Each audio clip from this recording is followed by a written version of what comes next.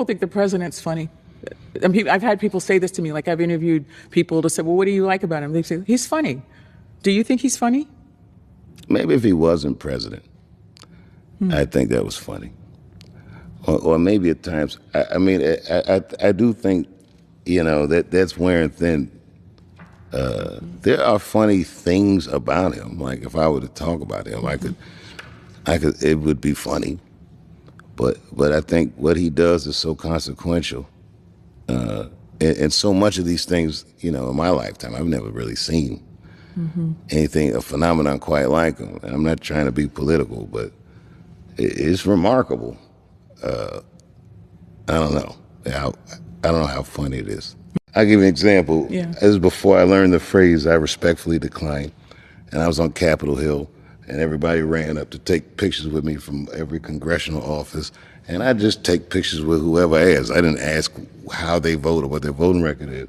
And everyone, at first it was like CBC people. And then here comes Lauren Boebert. And she said, can I get a picture? And I'd already taken 40 pictures. I didn't want to say no in front of everybody. But I didn't know the phrase, I respectfully decline. So I just took the picture.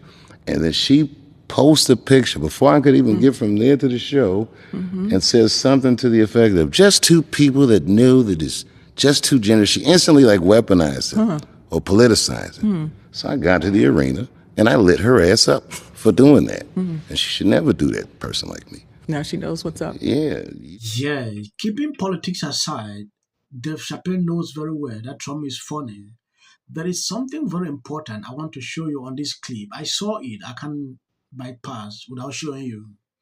When you take a look at this, comedian Dave Chappell says he resents the Republican Party for weaponizing his trans joke. Chappell also called out Lauren Babu over an incident on Capitol Hill. I did resent that the Republican Party ran on trans joke. I felt like they were doing a weaponized version of what I was doing. That is not what I was doing.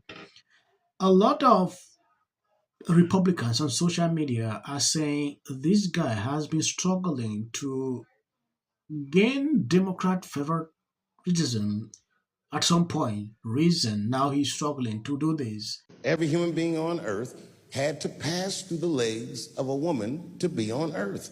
That is a fact. Now, I am not saying that to say that trans women aren't women. I am just saying that those pieces that they got, you know what I mean? Tastes like pussy, but that's not quite what it is it? It's not blood, that's beet juice. This was the joke that year, and everybody talked about this, especially in the consecutive space. I see a lot of people. I even reacted to the video. I don't know. According to him, they weaponized this joke. If you remember, this came out at a time where everybody was talking about this trans issue. It was everywhere on social media. Every single day, we were reporting it until it reached a certain level. Social media platforms started threatening people because of it.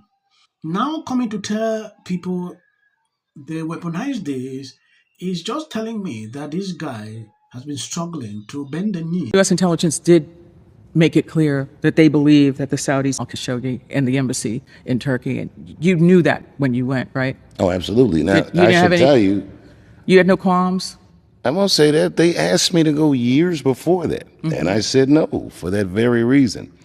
Since that time, the United States government does business with the Saudis. Netflix does business with the Saudis. Everyone, the Saudis finance tons of movies. All these things. I know, I see them financing boxing matches and all these things.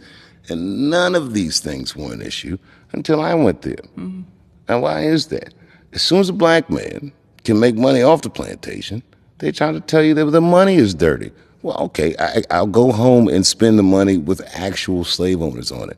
Where is this clean money you're talking about? But you said you hesitated for years to go, the years you didn't go. So what made the difference for you?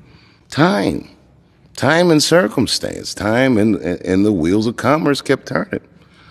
If you want to be that pure about money, then stop driving your car, stop eating, don't use your cell phone. Everything is tethered to something that's just terrible. And I can make a million excuses or reasons to deprive that crowd of that show. But man, when I was standing in front of them, I feel like I did the right thing. Mm-hmm. Well, the presidency is the presidency. If you vote for the person or not, that's your president. This is an authority figure. This is the top law enforcement agent. He's the top, he's the executor of all of America's affairs. And I just have to move my crowd. You can opt out of my crowd. But you shouldn't have to leave America because the president's making the block too hot for you. So and I did resent that the Republican Party ran on transgender jokes. I felt like they were doing a weaponized version of what I was doing. I didn't. It's not what I was doing. I'll give you an example. Yeah. This is before I learned the phrase, I respectfully decline. And I was on Capitol Hill, and everybody ran. This is what drew my attention on this video. Dave Chappell fired back after backlash over the Saudi Arabia show, says no one ever had a problem with Saudi money until a black man made money off the plantation. The United States government does business with the Saudi Netflix. This person dropped a comment under the video. Selective outrage is so irritating. Glad to hear him call it out. The people criticizing the Saudi Comedy Festival are the same ones eating steaks, while rainforests are slashed and burned to raise more cattle. The one driving their SUV buying products produced by slavery like cheap clothing and electronics. I remember people talking about this and slamming the fake outrage. Okay, during that period, I think I did a reaction video on this same topic. A lot of people came out like, why can't this guy, why is he performing in Saudi Arabia? At some point, I was like, the way he responded to this question is brilliant. If you look critically right now, as I'm talking to you, you realize Saudi Arabia is an ally with the United States that do a lot of business.